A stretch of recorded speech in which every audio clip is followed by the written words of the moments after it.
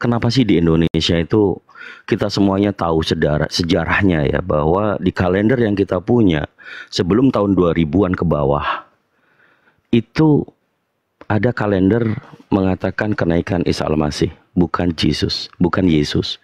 Tapi di era sekarang itu 2021 kemarin ya, Presiden mengukuhkan bahwa Isa Al-Masih diganti menjadi Yesus. Itu suatu fakta kebenaran. Tapi Bang, yang menjadi pertanyaan yang harus Abang ketahui dan saudara-saudara Kristen harus ketahui, bagaimana di Indonesia ini masuk nama Yesus, yang di Eropa mereka menyebutnya Jesus, bukan Yesus ya. Jadi kalau saya boleh, bukan berasumsi liar, ini ada data ya. Tentang Yesus yang saya maksud, saya ambil datanya dari Britannica, Bang. Saya open cam kan dulu, ini agak sedikit critical ya. Yesus ini, saya nggak merujukan kepada Yesus ya. Kita pahami dulu, ini juga ada bahasa Tuan and Master. Atau Tuhan kemudian menjadi Tuan menjadi Tuhan ya, itu ya. Ini dewa Celtic yang kuat, salah satu dari 3 yang disebutkan oleh penyair Romawi. Ini yang membantai pembunuhan Yesus ya, itu tentara Romawi pada abad ke-1 Masehi. 2 lainnya adalah Taranis, dewa petir, dan Theatetes, dewa rakyat. Nah, menurut komentator selanjutnya, korban-korban Yesus dikorbankan dengan cara ditikam dan digantung di pohon. Nah, Bang ya, ini similar ya. Kemudian saya ambilkan dari sini fakta. Ini ada hubungannya.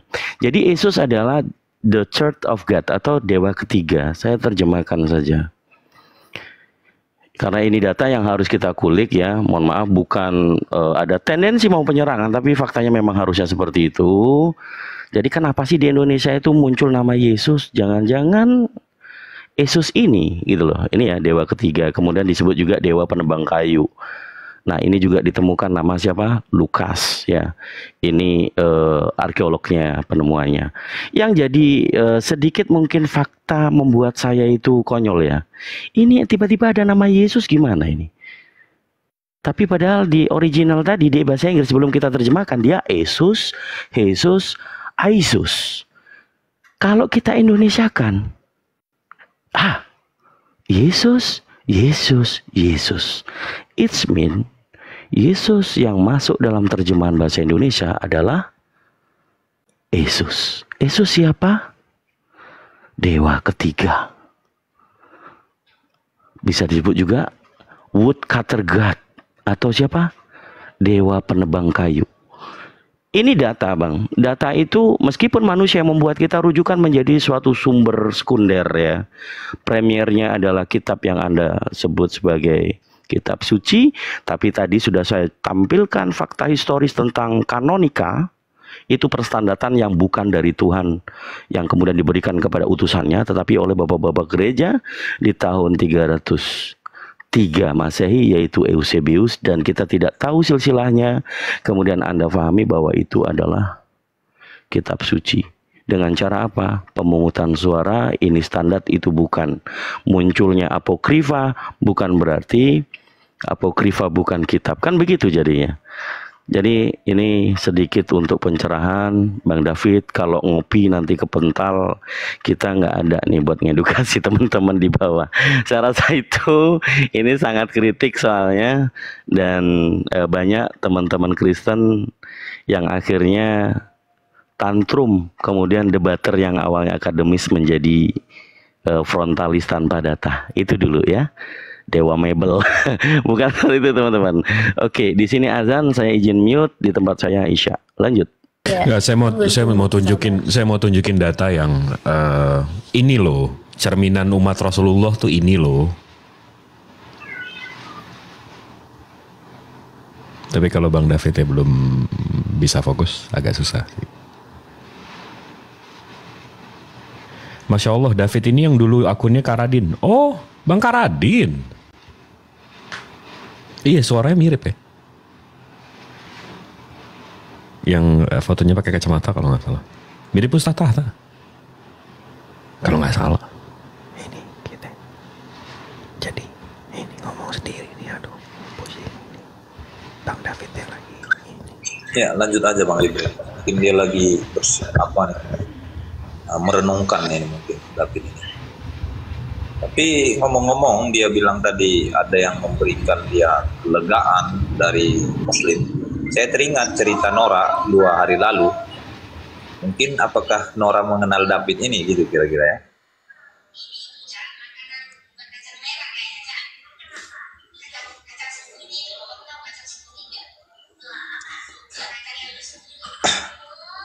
Tapi dari Bang Jibril sendiri di mana posisinya Bang?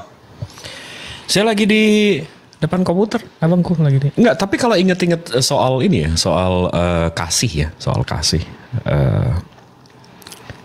Justru Rasulullah tuh ngajarin kita tuh soal kasih ya, soal apalagi sama musuh. Jadi diriwayatkan Rasulullah ini lagi perang, kalau nggak salah waktu itu bukan Badar, Uhud kalau nggak salah. Rasulullah pelipisnya tuh kena pukul dan darahnya tuh netes. Rasulullah terus ngelap pelipisnya ini. Dia terus ngelap pelipisnya pakai bajunya. Sampai sahabat itu bertanya, kenapa sih? Kenapa diiniin? Kenapa dilap terus ke baju? Jadi Rasulullah tuh ambil darahnya dilap ke baju, ambil darahnya lap ke baju, ambil darahnya lap ke baju. Begitu sahabat nanya, kenapa dilap terus ke baju? Kenapa dipeperin terus ke baju? Habis itu Rasulullah bilang, iya, karena aku mendengar bahwa Malaikat Jibril bilang kalau sampai darahku menetes di tanah di bumi ini, musuhnya akan di bumi hanguskan. Jadi Rasulullah ngejaga biar darahnya nggak netes ke tanah, kalau nggak musuhnya di bumi hanguskan. Segitu sayangnya dia sama musuhnya.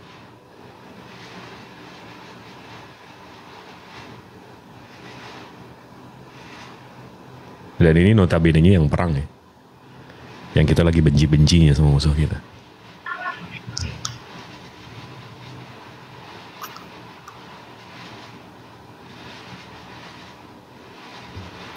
Ya, gimana Bang David?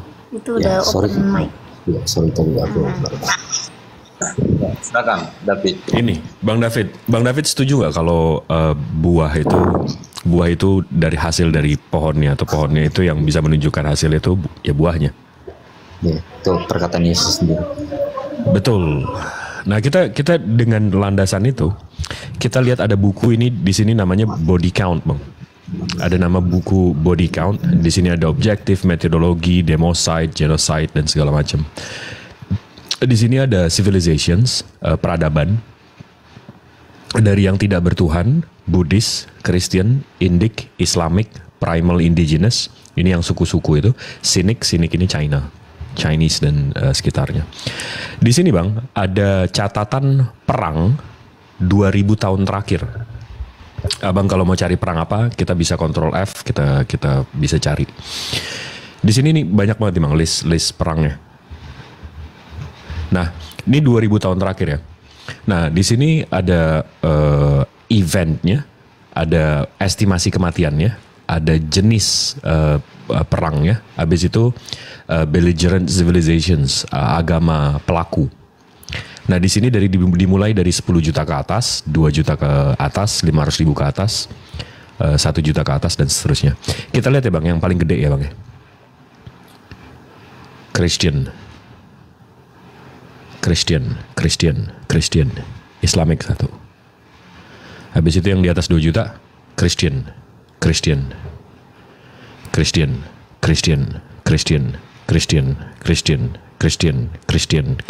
Islamic 1. Nah, jadi kalau kita scroll sampai ke bawah, ada summary-nya. Di sini death toll distributions world civilizations dari tahun 0 sampai tahun 2008. Ini yang digadang-gadang si paling kasih. Ini lebih parah daripada yang tidak bertuhan, Bang. Sementara yang dituduh, yang selalu dituduh penjahat ini apa segala macam, justru nomor 3 paling rendah, Bang. Ini buahnya nih Bang, dari pohon ini Bang. Wow. Nah ini baru perang. Habis itu di sini ada genocide. Genocide ini kalau perang kan ngelawan ya. Kalau genocide ini nggak ngelawan, pembantaian. Di sini ada listnya juga, tapi kita langsung ke summary-nya juga bang. Death toll distributions world civilizations tahun 0 ke 208. Yang digadang-gadang si paling kasih nih bang. Justru hampir 9 kalinya yang dituduh teroro.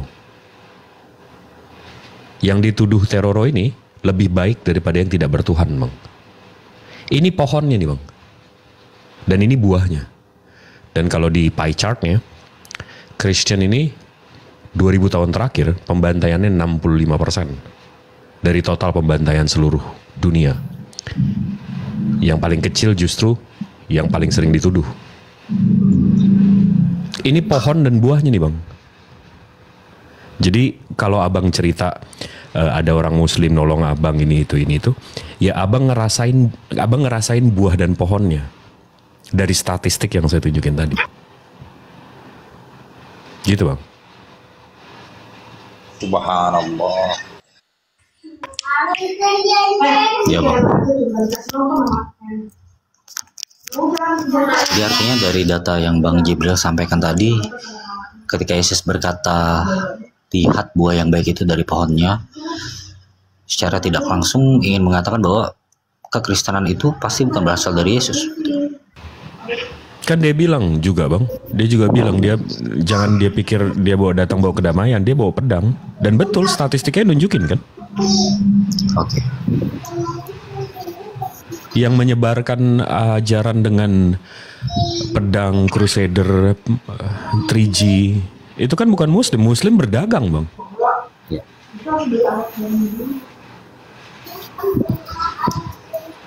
Jadi ya itu buah sama pohon tuh match. Dan ada satu poin yang selalu saya mau luruskan. Ini untuk abang. Ini kadang-kadang orang tuh jadi batu sandungan masuk Islam tuh karena fitnahan ini. Sejarah bang. Sejarah. Kalau abang tahu Second Temple. Second Temple itu tempat Yesus ibadah bang. Abang tahu nggak yang kalau di Bible abang disebut Bait El? Yang dia jadi, yang ada orang jualan di sekitarnya, habis itu diacak-acak. Abang tahu, abang ingat nggak? Abang tahu nggak ceritanya? Ya tahu. Nah ini kalau abang Google aja Second Temple, ini bentuknya seperti ini. Mereka mestinya punya kayak gini bang, Bait El namanya.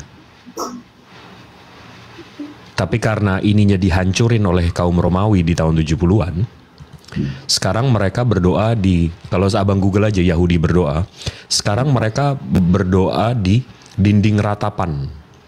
Karena dari Bait El ini ada satu dinding yang selamat. Habis itu mereka meratapi Bait El, mereka hancur. Ini jadi kiblat mereka dan mereka selalu berdoa di situ. Dan abang kalau buka Bible abang, ya memang ini kiblat mereka. Mereka sampai nangis-nangis di batu ini, dicium-cium. Sampai dicium-cium di batu. Karena dibersihin juga sih tiap hari sama. Tuh.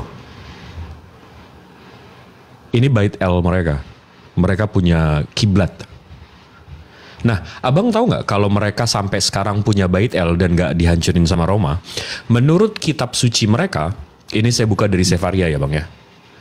Ini kitab fikih mereka, Misnah Sukah nomor 4. Ini dari Sefaria ya, keyahudian ya. Nomor 5. Ini saya sekarang translate buat abang. Setiap hari mereka mengelilingi altar 1 kali dan berkata, Tuhan tolong selamatkan kami, Tuhan berikanlah kami kesuksesan. Merujuk kepada Mazmur 118:25. Rabi Yehuda berkata bahwa mereka akan berkata, Anifaho tolong selamatkan kami. Dan pada hari itu, hari ke-7 Sukkoh, mereka akan mengelilingi altar sebanyak 7 kali. Jadi kalau mereka punya Bait El bang, yang ini, mereka disuruh tawaf, disuruh muter 7 kali.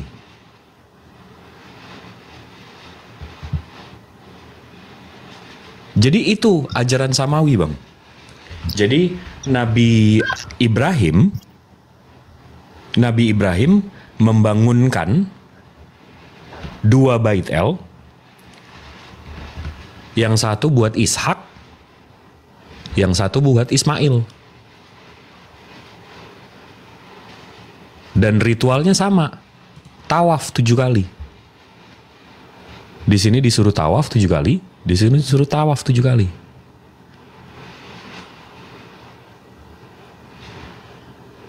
Ini agama samawi nih Bang, dua-duanya Bang. Artinya yang paling pantas disebut agama samawi itu Islam. Dua ini. Ya. Tiba-tiba ada satu yang ngaku samawi tapi nggak punya kiblat, nggak disuruh tawaf.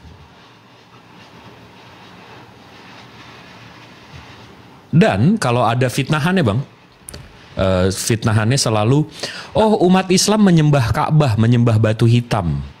Betul nggak? Abang pernah dengar nggak? Betul. Saya tunjukin Bang. Ini gampang banget sih. Ka'bah ini setiap tahun diganti kiswahnya. Kiswah ini kain ini Bang. Ka'bah ini diinjek-injek Bang. Tapi dari 2 miliar muslim, gak ada satupun yang bilang, oh sesembahan kami diinjak-injak. Satu pun umat muslim di seluruh dunia dari 2 miliar diinjak-injak kayak gini, gak ada yang marah. Karena kami tahu ini bukan sesembahan kami. Tapi coba, yang abang bilang bukan sesembahan abang, berhala Yesus, terus tiba-tiba ada yang nginjak. Kira-kira marah gak Bang? Ada yang marah gak?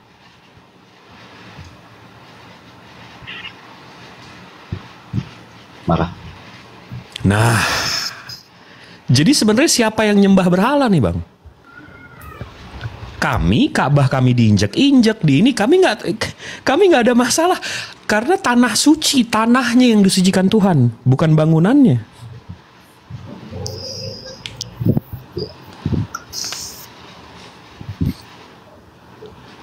Jadi ya itu makanya. Jadi kalau ada orang yang di luar sana mikir, oh Islam pagan, ada kubus disembah di ini.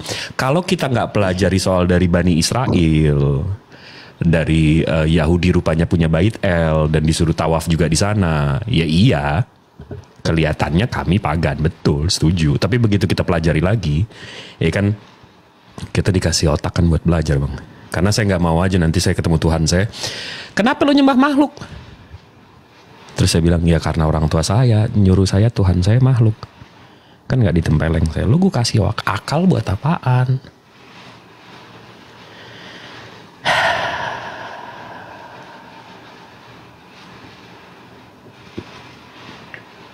Maha benar Allah dengan segala firman. Maha benar Allah dengan segala firman-Nya.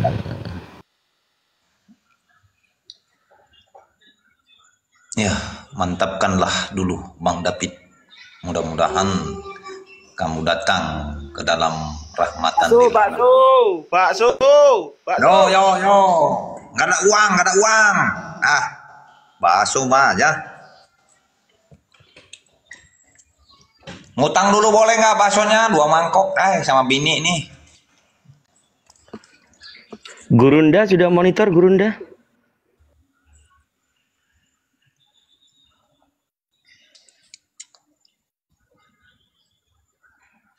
Iya deh. Guru lagi pergi. Iya monitor deh.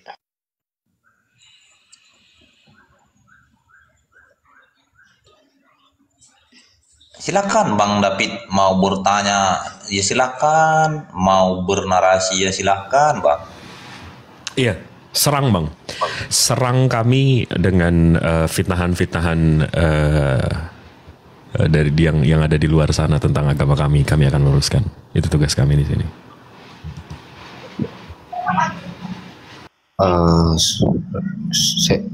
Saya nggak mau melakukan itu, artinya nggak mau menyerang orang-orang yang sudah baik pada saya gitu loh, nggak mau lah. Jadi kalau boleh saya sedikit saja lah. Jujur saja saat ini saya ingin sekali berada dalam komunitas yang seperti ini, yang tadi sudah ditunjukkan data-data ketika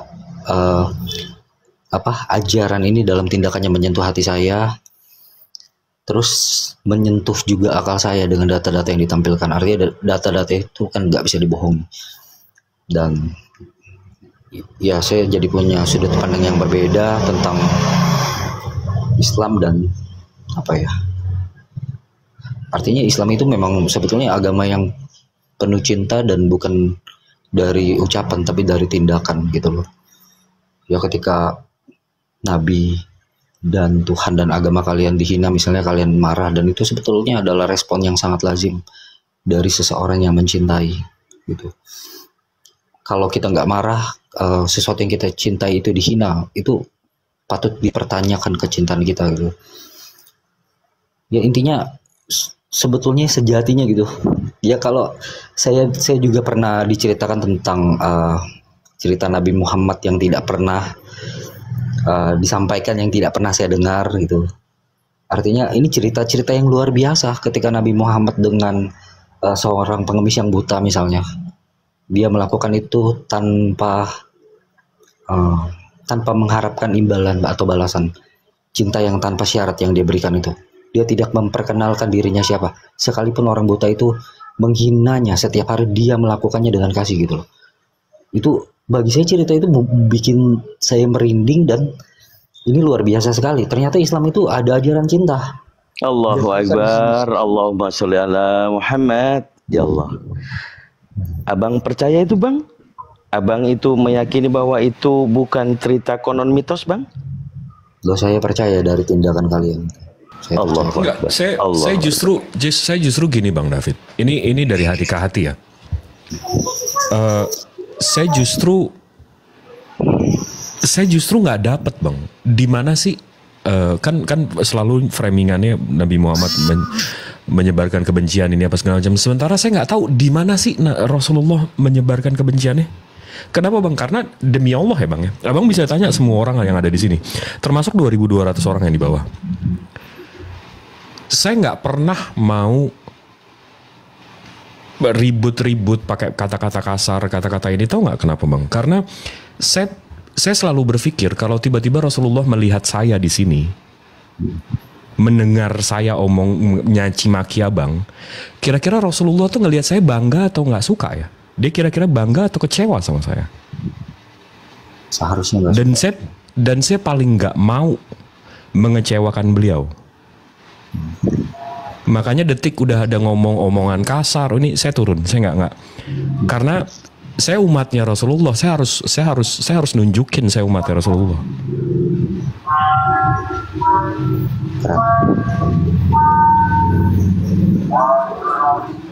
Jadi makanya kadang-kadang kalau ada room Muslim yang tiba-tiba kalimatnya kalimat kasar, saya langsung komennya di bawah, ya Allah umat Rasulullah. Saya ngingetin kita umat Rasulullah loh. Di mana sih di hadis di Al-Quran ngajarin Rasulullah pernah maki-maki orang kayak gitu? Nggak pernah loh. Naikin suara aja nggak pernah loh.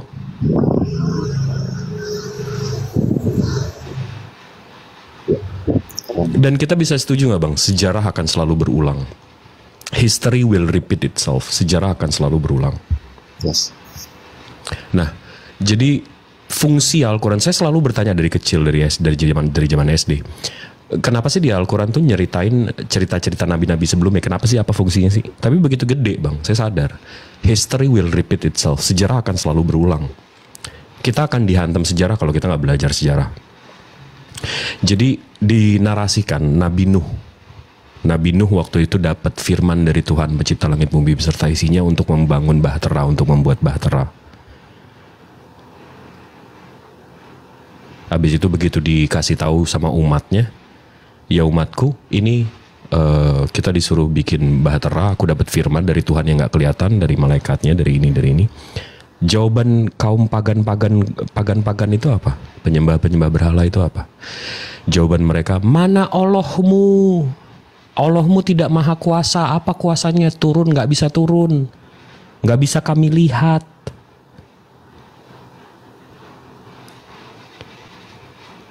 Kaum kafir pagan ini akan selalu menistakan Tuhan dan nabinya. Dan sejarah akan selalu berulang Bang. Abang scroll TikTok sekarang, hari ini. Abang scroll TikTok live. Abang lihat siapa yang ngomong kayak gitu. Kita bisa lihat siapa yang menistakan Tuhannya, siapa yang menistakan Rasulnya. Sejarah akan selalu berulang. Nah jadi at the end of the day, di ujung harinya, ya abang tinggal tanyain diri, kapan abang naik bahteranya? Ya nggak sih? Ya betul. Ya. Apa sih yang mengganjal Bang David? Kayaknya tadi saya menyimak, sebenarnya saya ingin di komunitas ini ada di dalamnya. Tapi ini saya jadi bingung, apa sih yang mengganjal Bang? Ya gimana ya, soalnya apa, keyakinan ini kan sudah saya pegang sejak dari SMP ya, bisa dibilang puluhan tahun lah, atau belasan atau puluhan tahun. Jadi saya harus meyakinkan betul-betul gitu loh, saya nggak mau sampai buat keputusan yang berdasarkan emosi sesaat gitu. Lalu saya mempermainkan iman, nggak mau saya. Setuju. Bagus sekali. Tapi boleh juga abang artiannya melihat ya pada orang-orang yang datang kepada Islam di umur yang sudah tidak muda lagi, seperti contoh tadi Mbak Gea tadi juga, adik Gea tadi 35 ya. Jauh lebih tua dari saya 33 waktu itu baru memeluk Islam.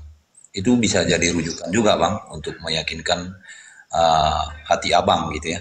Oke, lanjut Bang Jibril. Ini Bang David umur berapa sih Bang? Saya 30 lebih. 30 berapa? 30 lebih.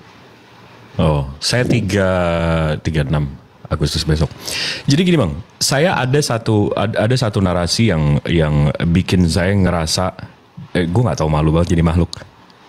Dan ini saya di umur 36 aja saya masih bisa dalam hati itu, ya Allah. Jadi ada satu narasi Bang. di dalam Islam Bang. Ini bukti seberapa Bismillahirrahmanirrahim, dengan menyebut nama Allah yang Maha Pengasih lagi Maha Penyayang. Ini bukti sayang Allah sama saya. Jadi dinarasikan Bang, nanti begitu di hari hisab, begitu kiamat, begitu timbangan kita, nanti tiba-tiba ada amalan Bang yang saya nggak sadar. Ini riwayat oleh Rasulullah ya, diceritakan. Tiba-tiba ada amalan yang saya nggak tahu itu amalan dari mana. Saya zakat, saya sholat, saya ini, saya itu, saya nolong orang. Kan kita tahu Bang, di mana dosa kita, di mana kelebihan kita kan. Tapi tiba-tiba ada satu amalan yang saya nggak tahu nih, banyak banget, tapi saya nggak tahu nih dari mana Bang. Dan begitu saya tanya, ini amalannya dari mana? Tiba-tiba dinarasikan di hadis itu adalah doa saya yang nggak dijabah atau ditahan. Itu adalah doa saya yang ditahan, yang nggak langsung dikabulkan. Jadi saya nih selama ini, saya berdoa, ya Allah minta ini, ya Allah minta itu, ya Allah ini itu ya. Saya pikir, saya berburuk sangka, kok nggak dikabulin sih kok ini. Rupanya itu menjadi nolong saya. Allah lebih tahu, Allah Maha tahu. Dan sampai saya berpikir lebih bagus semua doa gue nggak usah dikabulin, dikasih di sini aja, di hari ini aja. Karena amalan itulah yang menyelamatkan saya. Jadi untuk umat muslim di bawah ya 2200, doa terus, doa terus, doa terus, doa terus, doa terus. Pertama, best case scenario dikabulin, worst case scenario itu jadi amalan kita. Itu bukti Maha Pengasih lagi Maha Penyayang. Karena kalau nggak sama dia, kita sama siapa lagi? Kalau nggak sama dia, sama siapa lagi kita? Itu sih, jadi doa terus, doa terus, doa terus. Nggak rugi. Minta sama Allah nggak rugi. Minta sama orang rugi. Minta sama Allah nggak rugi. Itu Bang, bukti tanda kasih sayangnya Allah Maha Ciptaannya. Jadi saya begitu baca hadis itu kayak rupanya saya yang nggak tahu diuntung.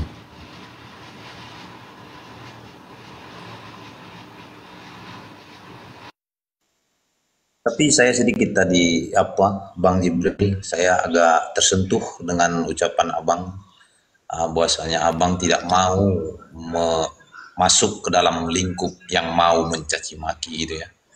Nah, jadi saya punya komitmen dengan Rosipa di atas Komal ini, jangan sampai ada penghujatan. Bila menghujat dari antara kedua yang berdiskusi, baik itu dari siapa yang memulainya, maka itu harus diturunkan atau diharapkan menyadari dirinya bila dia diturunkan. Apakah tindakan kami itu menurut Bang Jibril melampaui batas bila itu terjadi kepada sesama kami, sesama kita Muslim gitu?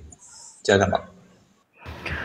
Saya mungkin sedikit nambah satu dalil di dalam Al-Quran korelasinya dengan yang disampaikan Akhi Jibril. Kenapa kita harus berdoa terus dan meskipun belum terkabulkan? Di Al-Quran redaksinya surah Ar-Rahman itu disebutkan 32 kali berulang-ulang. Fabi ayyi ala'i rabbikuma tukadziban. Nikmat Tuhan yang mana lagi yang kau dustakan? Sehingga sampai hari ini kita masih bisa bernafas, kita masih berkumpul, kita masih bisa menjaga tali silaturahmi, ya melaksanakan yang disebut dengan hablum minan nas. Ya ini bentuk daripada kalau kita seperti yang Akhi Jibril sampaikan, doaku kok nggak dikabul gitu ya. Tapi ternyata ada hikmah bahwa selain dari doa kita yang kita hajatkan, Allah sudah memberi kita rezeki dengan hidup ini. Tinggal nanti di akhir dunia nanti, setelah hidup di dunia akan ada hidup di akhirat. Itu tujuan kita beragama. Meyakini kehidupan setelah mati yaitu hidup yang kekal. Akhirat namanya. Mudah-mudahan kita semuanya dipersatukan di janahnya Allah. Saling memberikan syafaat. Amin. Amin ya Rabbal Alamin. Ya, berikan saya tanggapan Bang Jibril di atas Komal ini. Saya tadi sudah menarasikan biar kami semakin kuat dengan Ros ini, tidak hirau akan orang yang merasa sakit hati. Silakan Bang. Itu balik lagi ke Maha Pengasih, lagi Maha Penyayang Bang. Saya yakin Allah kan bilang dia Maha Adil Bang. Dan definisi maha adil ini adil dari segala aspek. Jadi menurut saya kalau ada kafir-kafir di ruangan ini tiba-tiba mencaci Rasulullah, menghina, menista Allah, dengan kita lihatlah ada room-room yang menggambarkan Nabi Muhammad dengan mata merah. Saya pribadi ya begitu ngelihat itu dada saya sakit Bang. Dan saya langsung ingin lashed out. Saya ingin masuk ke ruangan Muslim habis itu maki-maki kafir. Tapi gini saya berpikir, Allah itu maha adil. Saya yakin hati saya yang sakit ini itu akan ada imbalannya. Either dosa saya digugurkan atau menjadi pahala untuk saya. Jadi Allah itu maha adil. Maha adil dari segala aspek. Jadi ya saya percaya itu. Karena nanti begitu kita dihisap, kita nggak akan ngerasa kerugian sedikit pun. Jadi ya tapi kalau untuk ngadepin yang naik-naik, habis itu menista Rasulullah ini apa segala macam ya, menurut saya sih, kalau saya langsung turunin atau saya yang turun karena itu udah dilarang kan di Al-Quran. Kalau kita berhadapan sama orang yang ngolok-ngolok ayat Allah, jauhi. Ya, jadi yang paling sakit itu gini Bang, Rosipa sering chatting sama saya lewat WA. Yang paling sakit itu pukulan tuh dari sama kita gitu loh. Kenapa kami dipersalahkan ketika kami menurunkan orang yang menghujat dari golongan kita gitu kan. Kami di DM, di WA, jadi seolah kami itu salah gitu kan. Padahal kita sama-sama seperti Abang tadi narasikan, Rasulullah mengajarkan kita untuk menunjukkan akhlakul karimah gitu ya. Di sini kadang-kadang kenapa segitunya kepada kami gitu ya? Apa kami salah ketika kami? Enggak sih, menurut saya nggak salah Bang. Menurut saya ya itu, saya juga berpikiran yang sama. Saya juga ya. Tapi itu tadi akhirnya selalu saya berpikir, ini kira-kira kalau Rasulullah ngelihat nih dia malu apa bangga ya? Itu sih Bang. Ya. Ini kalau Rasulullah ngedengerin saya sekarang nih, kira-kira dia bangga apa kecewa ya? Itu sih saya takut ngecewain dia aja. Itu sih Bang. Ya, terima kasih saudaraku Jibril. Ya semoga Ros nggak terlalu menanggapi lagi. Anggap aja itu angin lalu. Karena kita beramal di sini ya untuk Allah, bukan artiannya kita mengharapkan sesuatu menjadi pujaan bagi orang, bukan begitu ya Bang Jibril ya. Karena Ros sering ya, baik. Kalau itu saya mikirnya ini kita Bang, kita sebagai muslim mentalnya mental tukang parkir aja Bang. Mobil berjejer, motor berjejer, rumah berjejer, habis itu dikenal orang ini apa segala macam. Ya Allah, titipan. Tukang parkir kalau ditanya, "Bang, itu mobil banyak banget." Titipan, semua titipan. Ya, oke. Terima kasih. Oh, Davidnya udah turun kayaknya. Oke, ada nih apa nih yang minta naik, saya lihat dulu. Ya, selamat. Iya Bang, iya Bang. Selamat malam Bang Vincentius. Ya, selamat malam. Ya, selamat bergabung Bang. Di sini kami sedang apa ya namanya ya, bila ada saudara kami dari non muslim yang hendak berdiskusi dengan kami untuk membuka cakrawala berpikir, ya boleh kita berdiskusi santun dan terarah gitu ya Bang. Nah, silakan Bang, bila mana ada yang hendak ditanyakan atau dinarasikan, silakan. Ya, kalau saya ini Bang, ya silaturahmi aja sih. Kalau bukan seorang pendebat, juga bukan seorang apologet, juga bukan. Tidak ada sertifikat saya apologet. Jadi saya itu hanya kayak apa ya, silaturahmi, kenal-kenalan, mungkin bisa mendengar juga ajaran-ajaran Islam, mungkin bisa menambah wawasan saya gitu Bang. Terlepas tanpa mengurangi rasa hormat ya, karena Anda tadi berkata silaturahmi, apakah Bang Vincentius Muslim? Bukan, dia evangelis. Dia penyebar. Saya Kristen. Ya. Dia evangelis. Oh baiklah Bang kalau begitu. Udah Bang, nanti ini aku yang respon. Oke Bang. Pak Vincentius, kalau mau bertanya silakan, kalau mau diskusi saling sharing boleh, silakan Pak Vincentius. Ya, kalau saya senang aja sih main-main ke sini, mau bertanya apa ya, enggak juga banyak pertanyaan saya gitu. Kalau saya lihat Islam itu ya di tempat saya itu orangnya baik-baik semua, rajin sholat, hidup rukun, kami juga hidup damai aja sih, aman-aman aja. Kadang ya saya sharing-sharing juga di tempatnya Pak Ustadz, bermain-main di situ, dilayani, diterima dengan baik juga. Kalau Pak Vincentius ini sebagai Kristen, happy nggak sih menjadi Kristen Bang? Iya Bang. Nyaman nggak sih menjadi Kristen? Kalau pribadi saya nyaman aja. Namanya di mana menurut Abang? Dalam segi apa? Ya biasa-biasa aja sih, nyaman, ndak cari masalah sama orang, kerja, hidup berdamai, menjalankan ibadah, gitu. Soal ibadah nih Bang Jibril. Bang Jibril aja gede, ini cuma moderatorin Bang Jibril. Dalam segi ibadah nih Bang. Kalau umat Islam itu ibadah itu ada perintahnya, ada yang mencontohkan. Nah kalau mohon maaf nih Bang, saya nggak nanya apa atau Abang mau menanggapi atau enggak.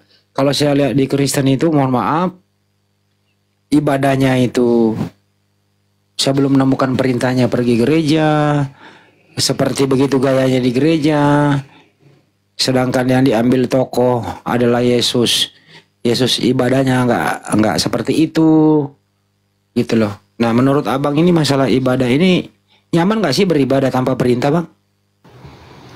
Tapi izin, saya ada Zoom meeting. Maklum kuli. Perintis bukan pewaris. Maha benar Allah dengan segala firman. Assalamualaikum. Benar, baru gue kasih jam kerja. Ya udahlah. Assalamualaikum warahmatullahi wabarakatuh. Salam. Udahlah, ke Kang Dito yang kerja, Kang Dito. Kang Dito yang kerja, gue bedain. Dan gue di bawah aja. Kang Dito yang kerja. Nih. Siap. Silakan Kang Dito. Anda nyaman gak sih ibadah sebagai seorang muslim?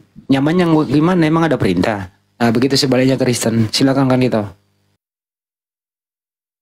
Iya, Pak Vincentius. Kalau boleh tahu, Abang kan tadi menyampaikan bahwa kita bersosial bermasyarakat ini benar-benar terjaga ya toleransi. Tapi di sini kita sharing atau bahkan bisa dijadikan dialog lintas agama terkait pencerahan untuk teman-teman yang di bawah maupun sama-sama yang di atas. Nah, Pak Vincentius, kalau tadi dipertanyakan, Anda nyaman nggak sih sebagai penganut agama Kristen?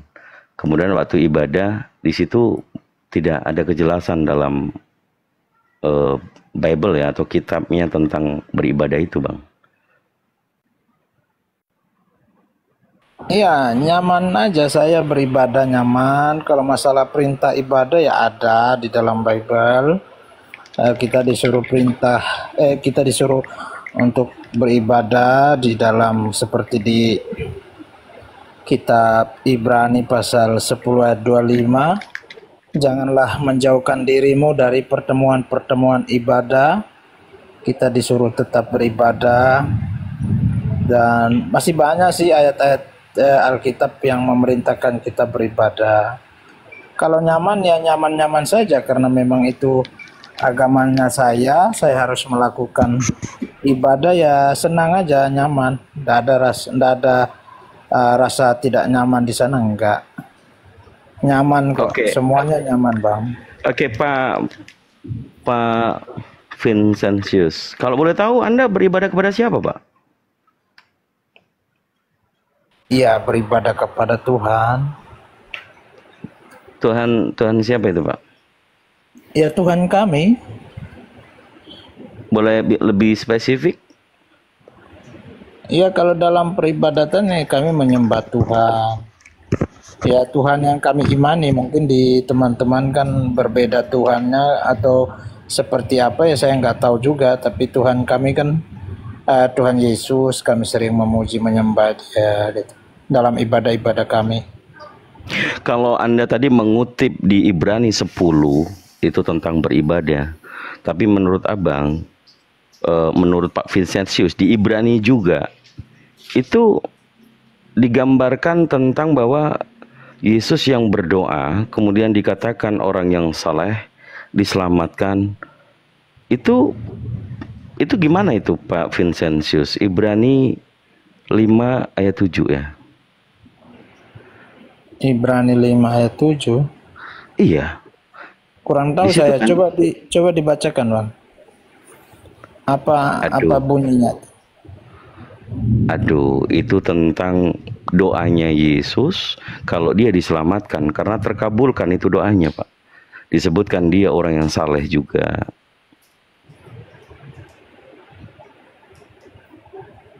Kalau untuk membaca sebentar ya. Mungkin ada teman-teman yang bisa bacakan.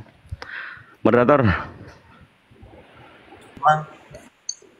Apa, Bang? Ibrani 5 nomor 7. Ibrani 5 nomor 7. Bentar ya, Bang, ambil Bible. Udah usah nggak dihafal kok itu. Oh, iya. Intinya di situ karena kesolehannya ia diselamatkan dari maut, doanya didengarkan. Gitu loh. Lanjut. Ya. Mungkin pernah membaca ya, Pak ya, atau belum pernah membaca sama sekali nih? Saya membaca berulang kali, cuman untuk mengingat menghafalnya itu enggak semua ayat saya hafal, Bang. Kebetulan sekarang juga saya enggak sempat pegang Alkitab, makanya saya enggak tahu ayat bunyinya itu. Ya, poinnya di situ kan dia seorang hamba yang saleh, doanya terijabah, dia itu diselamatkan. Nah, ini kan menandakan bahwa Yesus manusia yang dia berdoa, dia saleh dan dia diselamatkan. Kalau ada gambaran di Ibrani, pastinya Anda tidak melewatkan membaca Ibrani 10 tadi kan. Kenapa itu dilewatkan kalau Anda beribadah kepada Tuhan Yesus, kata Anda, padahal di situ Yesus mengatakan dirinya hamba yang saleh.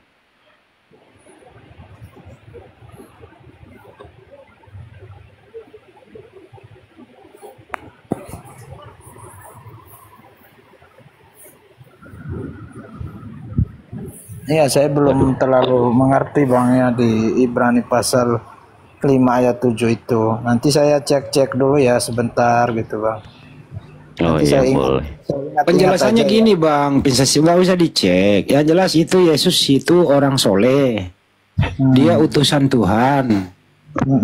Ya, segala doanya itu diijabah oleh yang mengutus dia, artinya diterima.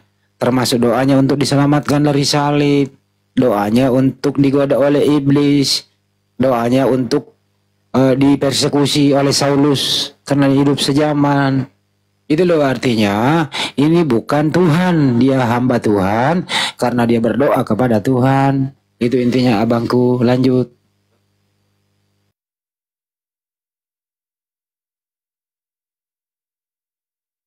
Iya. Gitu. Masa hamba jadi Tuhan gimana sih? Iya Bang.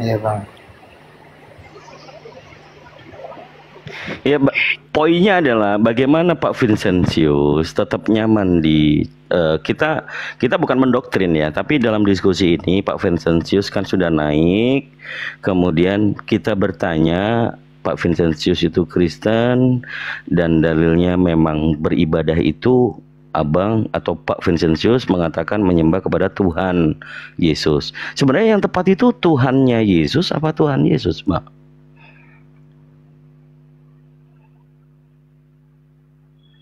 Iya, kami menyembah Tuhan Yesus. Jadi menurut Bapak ini Yesus Tuhan yang dia juga berdoa kepada Tuhan, begitu Pak? Ya, saya belum mengerti itu ya. Nanti saya cari-carilah maksudnya apa gitu. Baik, sekedar untuk sambil ini ya, di Matius 12 nomor 25 ya. Di situ dikatakan Yesus berkata, "Aku bersyukur kepadamu ya Bapa, Tuhan langit dan bumi." Ini Yesus yang berkata. Jadi kalau kita baca, Yesus bersyukur kepada Bapa, Tuhan langit dan bumi. Yang Tuhan ini Bapa kan? Itu perkataan Yesus. Tapi kembali lagi, Bapak kelihatannya lebih cenderung mengikuti perkataan Paulus di Roma 10 nomor 9. Betul ya Pak ya. Bahwa dikatakan oleh Paulus di situ, barang siapa yang mengaku dengan mulutnya bahwa Yesus Kristus adalah Tuhan, maka dia akan diselamatkan. Ini perbedaan apa yang disampaikan oleh Yesus sendiri dengan apa yang dikatakan oleh Paulus. Ini sangat-sangat different. Bisa dikatakan kalau saya bilang kontradiksi, ini nanti dikira saya menyerang. Tidak ya. Ini hanya suatu bahasan membahas seputar Bible. Di dalam Bible itu jelas-jelas ajaran Yesus. Yohanes 17 nomor 3. Dan di perikop Matius 12 dimulai ayat 15. Di situ tertulis besar judulnya, Yesus hamba Tuhan. Apakah hamba kemudian mau dijadikan Tuhan oleh Paulus? Nah ini kita sedikit sharing saja Pak. Itu kalau Anda bicara tentang iman, yaitu iman Anda. Cuman untuk mengedukasi para pemirsa 1,8K ini, bagaimana Anda bisa menyampaikan bahwa kebenaran di dalam ibadah Anda?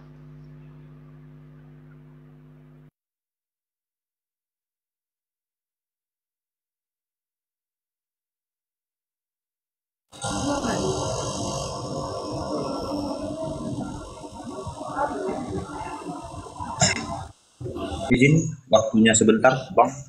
Ini ada Gabriel. Selamat malam Gabriel, selamat bergabung. Bang Gabriel, selamat malam. Ya, selamat malam. Selamat malam. Selamat bergabung. Waktunya Abang dari Kristen ya Bang? Iya. Ya, di sini ada Jonathan. Selamat malam Bang Jonathan. Selamat malam. Ya, Abang juga dari Kristen ya Bang? Iya, saya Kristen. Ya, di sini kami berdiskusi secara adab ya. Kata bila mana Anda ingin bertanya ataupun menyampaikan sesuatu, kami persilahkan dengan hormat. Ya silakan.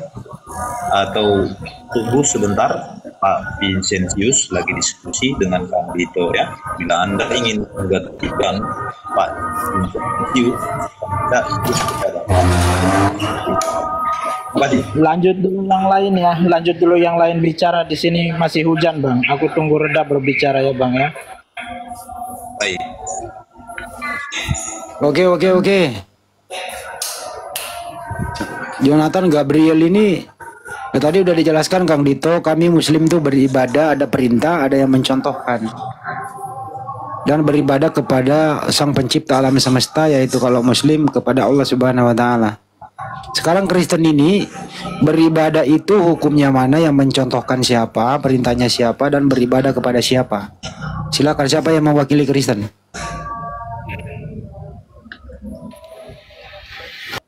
Siapa? Gabriel atau Jonathan? Kenapa ini sulit ya topik ya? Padahal mudah loh ini. Dalam loh. Saya nggak ingin menjawabnya, tapi saya ingin bertanya. Ini topik dulu ini Bang. Gak usah bertanya. Maksudnya Anda berbicara aja sesuai dengan iman Anda sebagai Kristen gitu loh. Mudah toh. Sebelum Anda bertanya kan Dito udah menjawab. Ya, umat Islam itu beribadah, perintahnya jelas. Yang mencontohkan ada, yaitu Nabi Muhammad SAW. Beribadahnya kepada Allah Subhanahu wa taala. Nah, Kristen bagaimana nasibnya? Silakan.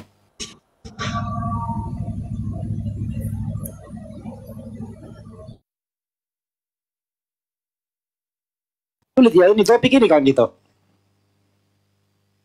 Ya. Apa ini topik sulit? Sebenarnya sederhana, tapi mereka lebih banyak defensif.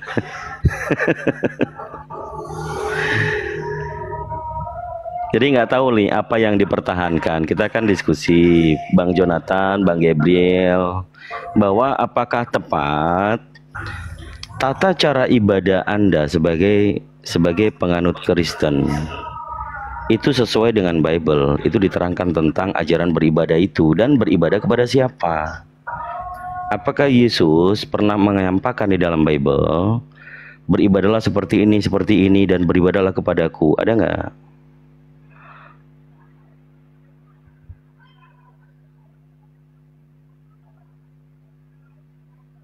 Bang Jonathan. Gak usah malu gitu loh. Anda beribadah di gereja pada hari Minggu. Yang Anda contoh siapa? Anda menyembah Tuhan yang mana? Nggak apa-apa, jangan malu jadi Kristen gitu loh. Nggak bisa kan? Gabriel silakan. Saya kasih lagi contoh nih. Umat Islam itu sholat 5 waktu, perintahnya ada. Beribadah di hari Jumat, perintahnya ada. Yang mencontohkan Nabi Muhammad SAW. Terus beribadah kepada Allah Subhanahu wa taala, hukumnya jelas. Nah, Kristen seperti apa? Gak usah malu gitu loh. Silakan Gabriel.